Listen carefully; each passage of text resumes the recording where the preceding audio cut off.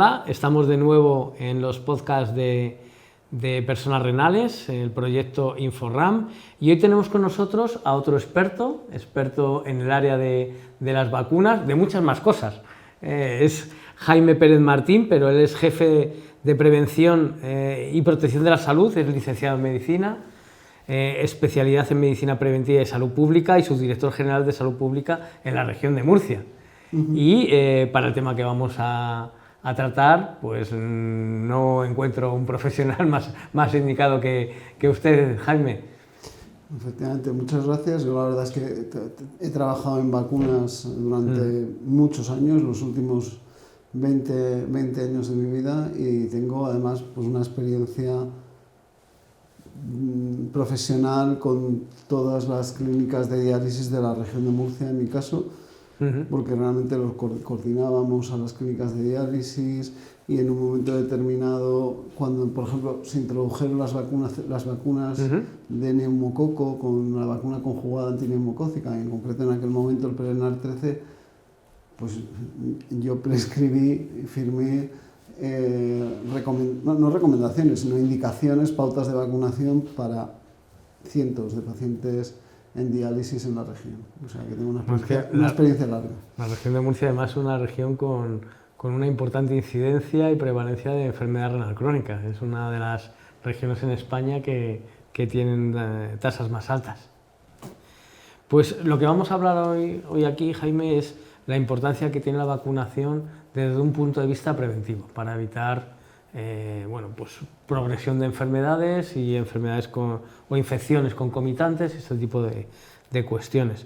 Entonces, en principio sí que nos gustaría, porque Jaime viene en representación de la Asociación Española de Vacunología, que es una entidad con la que hemos empezado a colaborar, pero que no es muy conocida para las personas de nuestra asociación.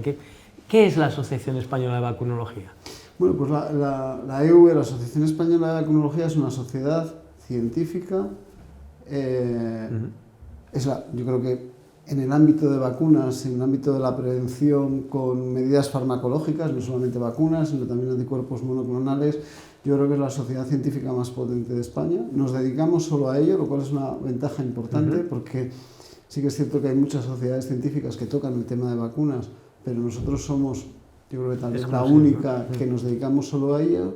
Y además tenemos otra característica, y es que somos multidisciplinarios. Nosotros somos una sociedad científica que aceptamos entre nuestros socios igual a un farmacéutico, que a un enfermero, que a un médico, que a cualquier profesional sanitario, e incluso a veces profesionales no sanitarios están dentro de la asociación.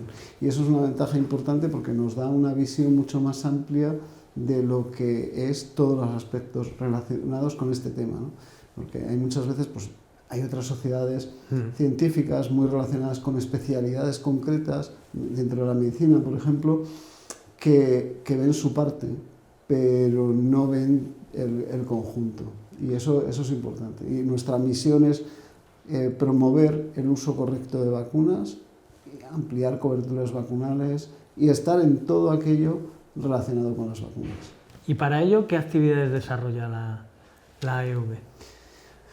La verdad es que realmente es un no parar, ¿no? O sea, por un lado tenemos actividades, tenemos una línea de trabajo para aumentar las coberturas vacunales ya de las vacunas establecidas en el calendario nacional, en el calendario aprobado por el Consejo Interterritorial. En esa línea de trabajo de ampliación de coberturas vacunales, pues iniciamos esta es la tercera temporada.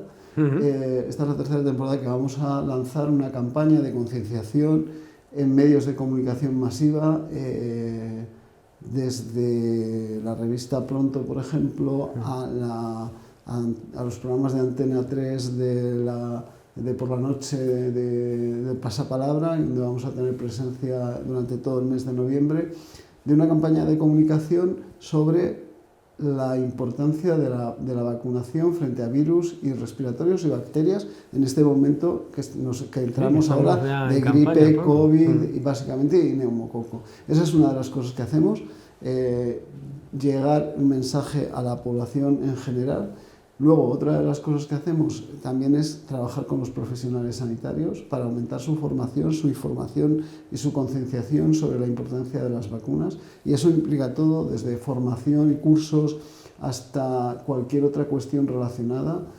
Y, por supuesto, una de las cosas también muy... Y establecimos, además, en esta línea de trabajo de aumentar coberturas vacunales, establecimos unos premios que hemos otorgado ya 2 veces a las mejores iniciativas de España para aumentar coberturas vacunales, que los fallamos en mayo. Y dentro de esa línea tenemos otra línea importante con sociedades de pacientes. Las sociedades de pacientes para nosotros es nuestro público, son personal sanitario, fundamental, población general, fundamental, porque las vacunas son también para población sana, lógicamente, y luego las sociedades de pacientes, porque a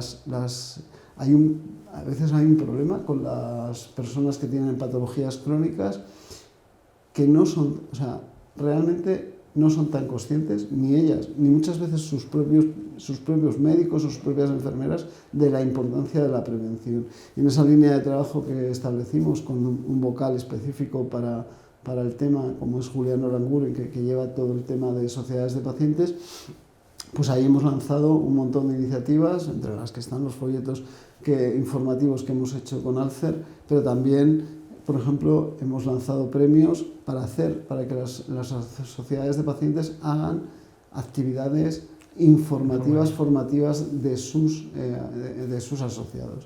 O sea, estas son varias. Luego tenemos, por supuesto, muchísimas más actividades, porque realmente es que no paramos demasiado. O sea, una de las cuestiones básicas en los últimos 3 años que llevamos trabajando en la nueva Junta Directiva, hemos firmado convenios con muchas sociedades científicas, algunas de ellas la última o de las últimas que hemos firmado es, por ejemplo, con SEDISA, que es la Sociedad Española de Directivos de la Salud, porque creemos que es muy importante que nos concienciemos todos, y en primer lugar los que toman las decisiones, de la importancia de la prevención. Estamos en un momento en el que la evolución de la sociedad, de la población hacia cada vez afortunadamente, cada vez más mayores, afortunadamente cada vez con más patología, porque cada vez tenemos más patología porque sobrevivimos a la patología. Claro. Antes nos moríamos, afortunadamente ahora sobrevivimos, ¿no? Os comentaba antes mi situación personal de trasplantado de médula y cómo, pues de repente me consulta un médico de mi servicio de un paciente que había recibido un trasplante renal después de haber recibido un trasplante de médula unos cuantos años. Claro, estas cosas, yo se lo comentaba a mi hematóloga y decía, el milagro de la ciencia. Y es verdad, porque es que estas cosas antes no se presentaban. Con lo cual, todos tenemos que estar muy concienciados de que la prevención ayuda mucho a que el sistema sea sostenible para todo. Pues vamos con ello. Vamos a empezar, si le parece, Jaime, desde el principio, porque bueno, pues hay muchas personas de nuestra organización y de la audiencia que ni siquiera saben cómo actúa una vacuna. ¿Por qué una vacuna es tan importante y por qué previene la progresión grave de una enfermedad, por ejemplo? ¿Cuál es el mecanismo que hace que eso...? El mecanismo, uno de los mecanismos fundamentales es la vacuna. Lo que hace es, la vacuna es un antígeno que se pone en contacto con el sistema inmune. El sistema inmune no se ha puesto en contacto previamente o de forma normal no se ha puesto en contacto, salvo en algunas vacunas, por ejemplo la gripe, que requiere tener unos boosters o unos recuerdos anuales con cambio de cepas que cambian a lo largo del tiempo y demás. Pero el sistema inmune le estimulamos con estos antígenos que inoculamos desde fuera y lo que hace es reaccionar. Reacciona tanto de una forma, hay dos básicas, que es la inmunidad humoral y la inmunidad celular. La inmunidad humoral son los anticuerpos que yo creo que casi todos conocemos. Por lo menos nos suenan. Y la inmunidad celular, en la que se basa mucho la memoria inmune. Pues estas dos inmunidades se ponen en marcha cuando administramos una vacuna. Y entonces, cuando luego llega el antígeno de verdad, es decir, el virus, la bacteria, el sistema inmune está preparado para evitar la infección y la enfermedad. Y esto es algo fundamental, y yo creo que en pacientes renales, con patología renal es muy importante, porque hay muchas veces, yo os comentaba antes mi situación, que un paciente renal, en general, ya sea en hemodiálisis o ya sea trasplantado, evidentemente mucho más, pero tienen una inmunodepresión. La inmunodepresión es una cuestión que no se ve. O sea, tú no te levantas por la mañana diciendo estoy inmunodeprimido, lo noto en la rodilla, lo noto en que... No, tú no notas nada, pero estás inmunodeprimido. Entonces la cuestión es que la vacuna es necesario porque para realmente tener una protección y que esa inmunodepresión se compense parcialmente. Evidentemente siempre es mejor tener todo el sistema inmune activo, pero sí que es verdad que las personas que tienen es mucho más necesario que en la población general, aunque evidentemente hay mucha población sana que requiere la vacunación, mucho más si tenemos una patología. Claro, es un tema importante, pero muchas de las personas que nos están oyendo y que están en nuestra ciudad se plantean el volver a vacunarse. Decíamos que la gripe necesita todos los años volver a vacunarse porque las cepas cambian, porque la situación cambia. Sí. Pero hay personas que dicen, yo no me voy a vacunar este año porque el año pasado me vacuné y cogí un constipado de todas formas. Porque una de las cuestiones es que puede que una vacuna no evite la infección, pero sí la progresión de la enfermedad, ¿o no? Vamos a ver, nada en medicina, por desgracia, es infalible. O sea, yo creo que a todos nos gustaría, como personas, como pacientes, que saber que esto es 100% infalible. En medicina no hay nada 100% infalible. Todo lo que jugamos es a reducciones de riesgo, a aumentar la protección, ¿no?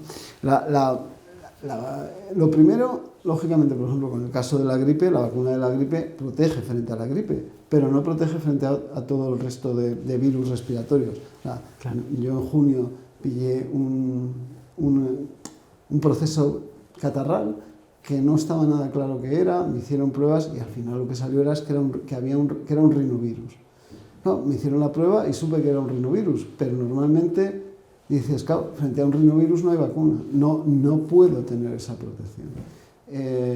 Hay veces que nos vamos a vacunar de la gripe, nos vamos a vacunar del COVID, nos podemos vacunar frente al neumococo y otras patologías, pero hay muchos más agentes. O sea, realmente la gripe es el agente más importante en cuanto a infecciones respiratorias víricas, pero no es el único. Está el COVID, están los virus respiratorios sincitiales, los rinovirus, etcétera, etcétera. Entonces, todos estos de los que no nos podemos vacunar están ahí y nos pueden causar un cuadro. En general van a ser menos graves. Y luego podemos confundir. Yo me vacuné y tuve un proceso. Bueno, pero es que a lo mejor el proceso no es gripal. Pero incluso a veces es un proceso gripal, porque la vacuna aproximadamente en población adulta, la efectividad, la protección, te reduce el riesgo de padecimiento de aproximadamente un 50%. ¿No? Tienes otro 50%. Lo que sí que es verdad es que en general, casi siempre, es más alta la protección frente a patología grave. En general no vacunamos para evitar una gripe y que la persona esté 5 días, o sea, evitarle 5 días en su casa. Lo que vacunamos es para evitar que esa patología se complique y acabemos ingresados en un hospital. Y a veces, es que hay que tenerlo muy presente, o sea, no somos muy conscientes a veces de que las enfermedades infecciosas y las respiratorias, que se pillan de forma muy inocente, su padecimiento nos puede llevar perfectamente, primero al hospital, no vamos a hablar de la muerte, que puede pasar, evidentemente, pero primero al hospital, y cuando sales del hospital, pues tu patología crónica se ha podido agravar de forma importante.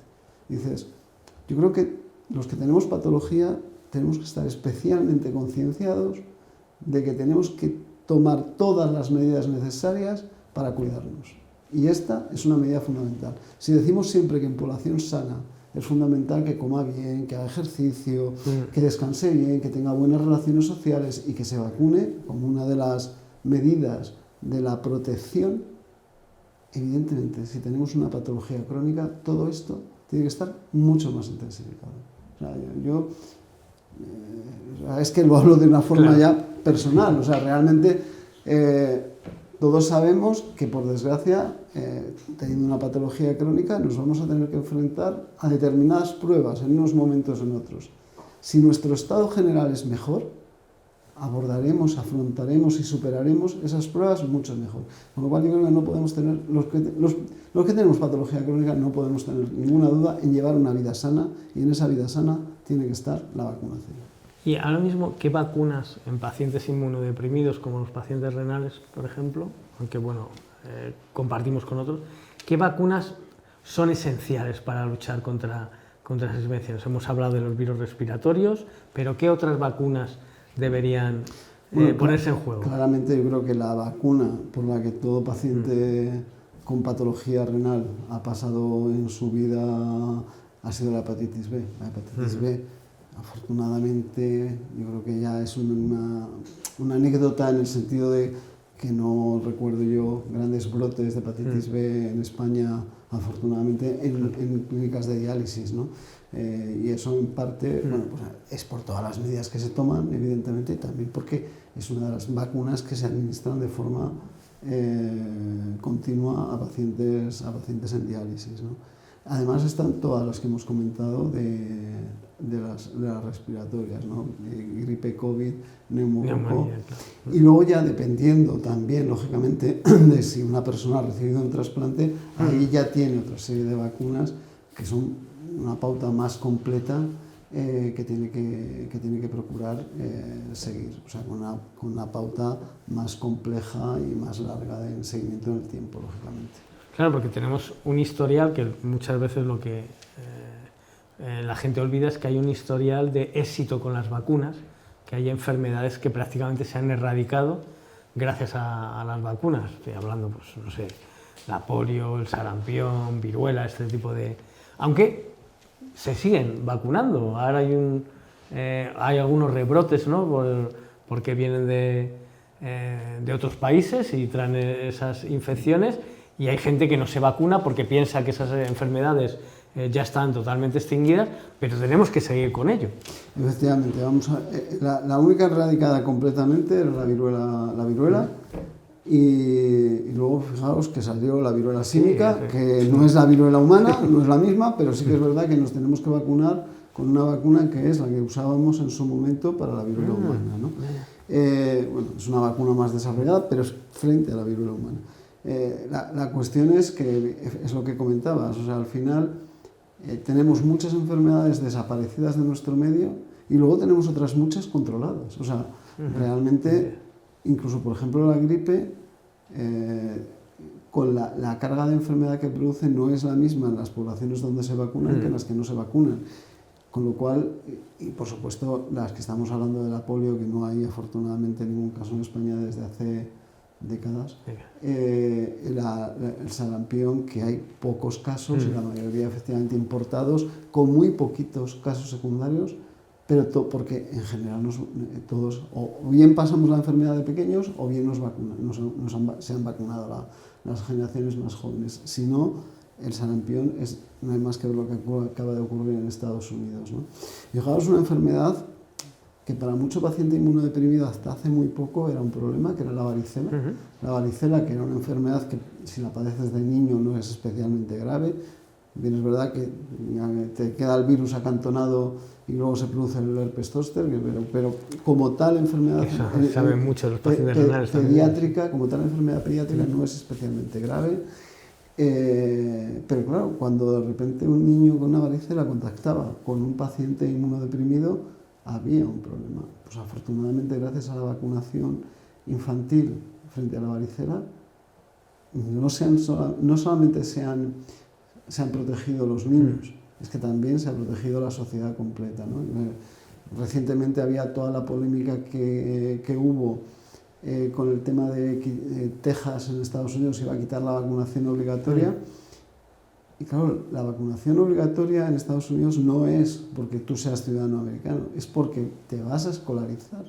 Y al final, en tu clase puede haber un niño inmunodeprimido. Entonces, tú tienes la obligación de proteger a ese niño. Y yo creo que todos tenemos la obligación de protegernos y pensar que protegemos a los demás. en los pacientes renales, como prácticamente todos, una de las acciones fundamentales es la vacunación del entorno, la vacunación de todos los que viven, al menos todos los que viven en su casa. Evidentemente, con las personas que también puedan tener más contacto, mejor, pero al menos todos los que viven en su casa se tienen que vacunar de las enfermedades que hemos comentado. ¿Y las vacunas también previenen imagino que de infecciones no, pero de progresión de la enfermedad en aquellos virus que están latentes que podemos tener, como el herpes zóster, y que se pueden activar en cualquier momento? De forma, pues por ejemplo, la vacuna del herpes zóster es una vacuna específica frente al herpes zóster. Y es una vacuna que lo que hace es que, como tenemos el virus de la varicela zóster, el virus que produjo el cuadro primario cuando éramos pequeños de la varicela, pero luego ya de mayores o cuando nos inmunodeprimimos por cualquier motivo, nos puede producir un zóster de adultos, pues lo que hace esa vacuna es estimular el sistema inmune para que mantenga el virus bajo dormido, ¿no? Para que mantenga el virus dormido, para que en cuanto haya una reactivación, o sea, el virus lo que hace es, se produce una reactivación cuando ve que el sistema inmune, ya sea por una inmunodepresión, ya sea por edad, empieza a fallar. Cuando ve que el sistema inmune está débil, el virus aprovecha. Claro, la vacuna lo que hace es estimular el sistema inmune para que específicamente contra el virus varicela zóster no esté débil. Esa es una de las ocasiones. Luego, es verdad que en algunas ocasiones, cuando hemos estado en contacto, pues en una hepatitis A, por ejemplo, si estamos en contacto con un enfermo con una hepatitis A, nos vacunamos en los 7 primeros días y podemos, nuestro sistema es capaz de evitar que ese virus se disemine y produzca la enfermedad. O sea, pero son cuestiones mucho más limitadas. Aquí, dentro de nuestro colectivo, los pacientes con trasplante, como es tu caso, Jaime, les preocupa mucho el tema de las vacunas porque hay también falsos mitos y cuestiones.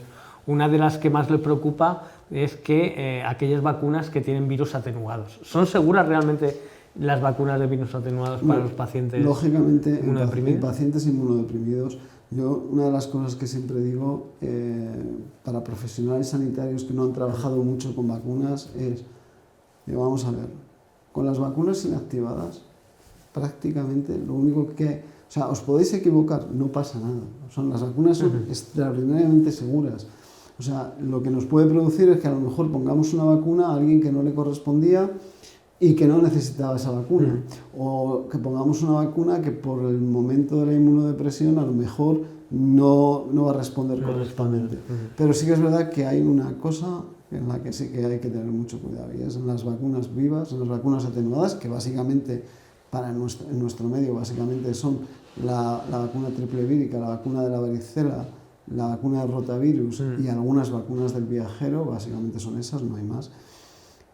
Con esas hay que tener cuidado. Un paciente inmunodeprimido, por ejemplo, una persona que vaya a un trasplante, hay que intentar vacunarle antes del trasplante. Después del trasplante ya no vamos a poder y vamos a tener que utilizar estrategias de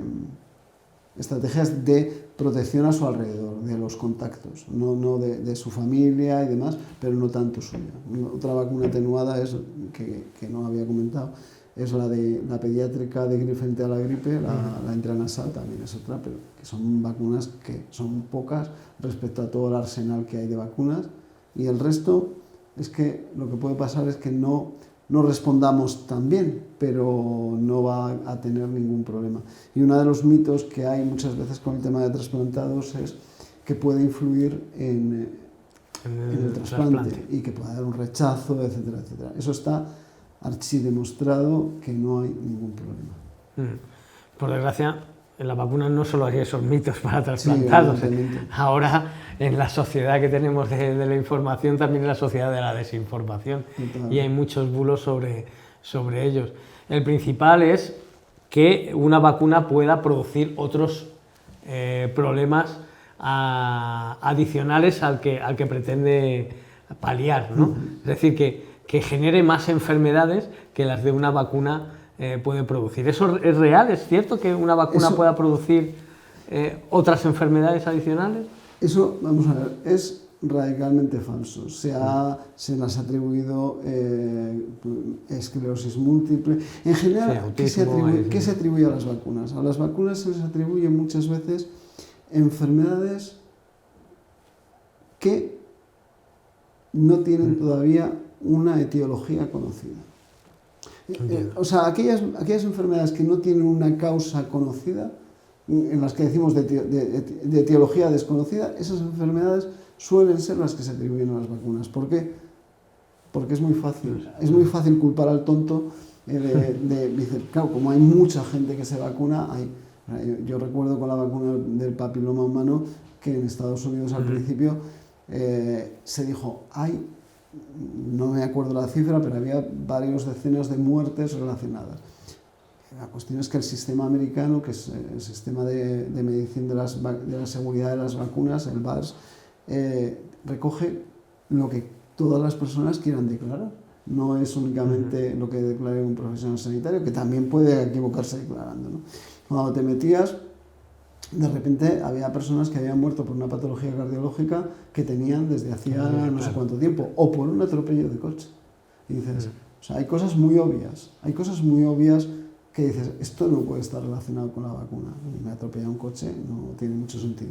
Sin embargo, cuando no conocemos el proceso de una enfermedad, por ejemplo una esclerosis múltiple o un autismo, pues es mucho más fácil realmente echar la culpa a las vacunas, porque dices, como el sistema inmune todavía tiene muchas partes. Lo primero, el sistema inmune para la población es una cosa muy poco conocida. Para los profesionales sanitarios tampoco es muy conocido. Tiene muchas características misteriosas. Y luego, en sí mismo, el sistema inmune tiene todavía muchas partes que no se conocen, ¿no? Con lo cual, eso hace que, como las vacunas lo que hacen es estimular el sistema inmune, es muy fácil atribuirles cosas que no causan, ¿no? Curiosamente, por ejemplo, una de las por supuesto, el autismo se desacreditó totalmente la hipótesis, se eliminó el artículo porque se vio que ese artículo era un fraude y que tenía intereses comerciales quien había sacado ese artículo contra las vacunas porque quería una situación contraria y defendía un sector determinado en el que comercial, ¿no?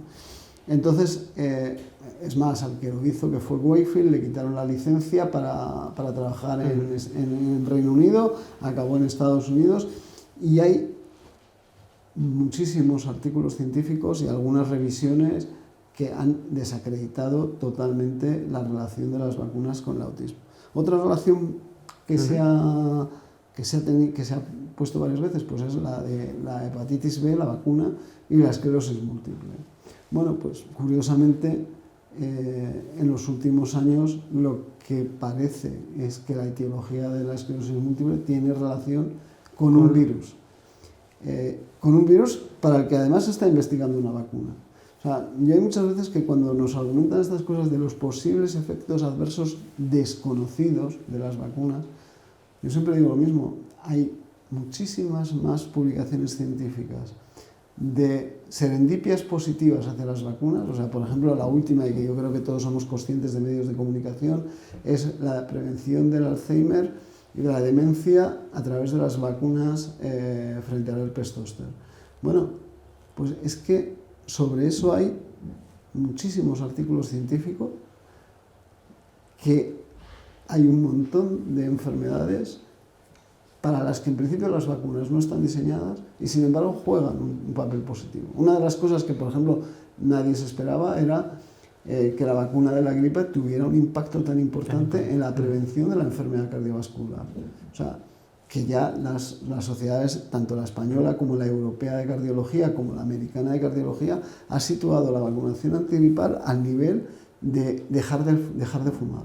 O sea, es que, claro, esas cosas, cuando se van descubriendo, yo lo que creo que tenemos que ver es que vacunamos para proteger frente a las enfermedades infecciosas que queremos prevenir, pero que en general los efectos beneficiosos de la vacunación son mucho mayores de lo que conocemos. O sea, cuando hay determinada gente que acusa de bulos, yo siempre digo, Pues todo lo que sale científicamente probado siempre es más hacia lo beneficioso, no de la prevención de la infección específicamente, sino de otras muchas cosas. No, bueno, es curioso porque recientemente hay muchas buenas noticias relacionadas con las vacunas.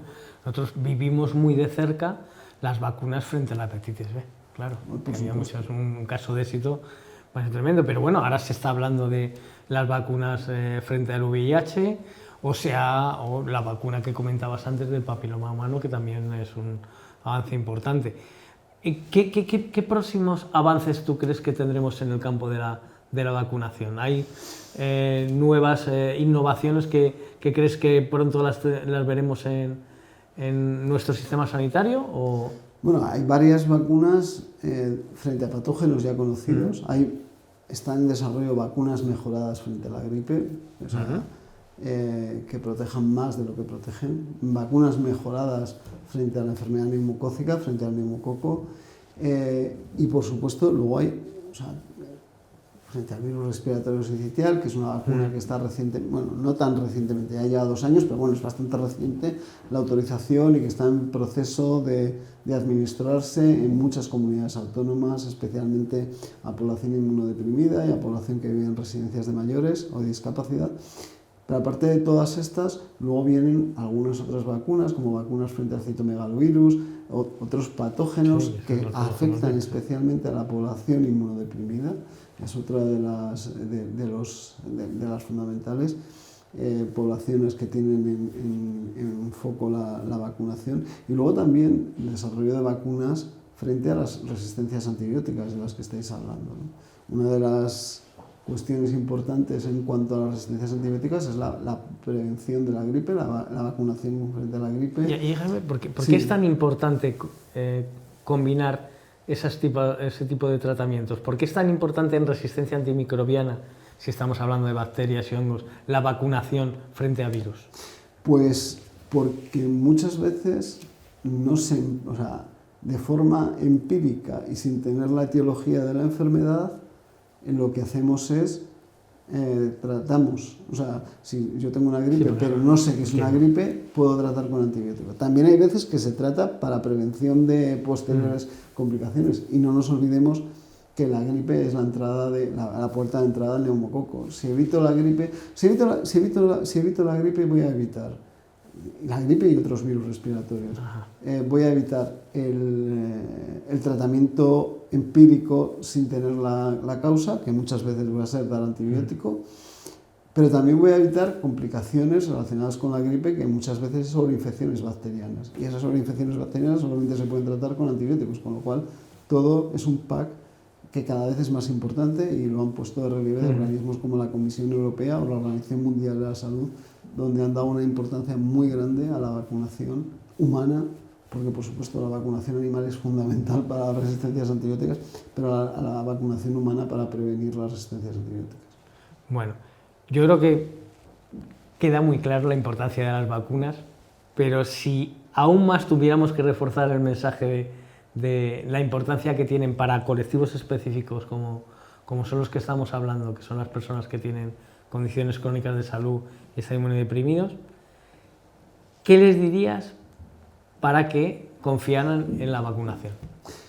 Claramente, es lo que comentaba antes. Yo creo que aquellas personas que... Vamos a ver. Aquellas personas que tienen una patología crónica, ya sea una patología cardiológica, ya sea una patología respiratoria, ya sea una patología endocrina, algunas de ellas, muchas de ellas no tienen además asociada una inmunodepresión. O sea, pues un paciente cardiológico, un paciente cardíaco, un paciente respiratorio no tiene por qué tener una inmunodepresión. Pero se tienen que vacunar porque la infección aumenta la complicación de su proceso. O sea, vamos a ver, a una persona sin patología, una persona sana, una persona sana de 50 años, una gripe es muy difícil. Es muy poco probable que le lleve al hospital. Una persona que tenga una patología con 50 años es mucho más fácil que la gripe le lleve al hospital.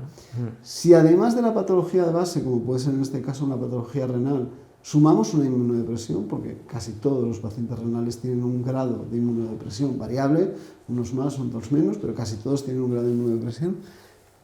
La indicación es doble, porque cualquier inmunodeprimido, independientemente de que el resto de todos sus órganos funcione bien, tiene una indicación específica, porque las posibilidades de hospitalización en un inmunodeprimido se multiplican por 3, por 4, por 5, etc., ¿no? O sea, realmente es mucho más alto. Si además le sumas que uno de sus órganos, como puede ser en este caso el riñón, está dañado, las posibilidades de complicación, o sea, se junta las dos cosas. Y en esto, o sea, lo que comentábamos antes, los pacientes crónicos tenemos que tener claro que tenemos que tener especial cuidado de nuestro cuerpo en todos los sentidos. Y en este sentido, en el sentido de la vacunación es fundamental. Porque al final, la vida, lo que sea, nos ha puesto en nuestro camino una piedra que a veces es muy grande. Pero tenemos que pensar en que tenemos que estar preparados para vencer esa piedra. Y en esa preparación, claramente, las vacunas es una herramienta fundamental. Pues muchas gracias, Jaime. Yo creo que ha quedado bastante claro. Creo que es muy importante porque pronto empezaremos además campaña de vacunación. O sea, dentro de nada. Y aquí el mensaje que nosotros le daríamos a las personas que nos oyen fundamentalmente es que pregunten a sus profesionales sanitarios si tienen las dudas, que seguro que ellos conocen bien el calendario de las vacunas que son las que bueno, pues deben tomar y que, bueno, pues que puedan llevar a cabo todas las medidas preventivas para evitar problemas mayores a su enfermedad. No sé si, Jaime, si hay algún mensaje que nos quede pendiente. Y que además de todo eso consulten los folletos, los materiales que habéis elaborado, en los que hemos participado nosotros, que yo creo que se han hecho con todo el cariño y con toda la profesionalidad del mundo.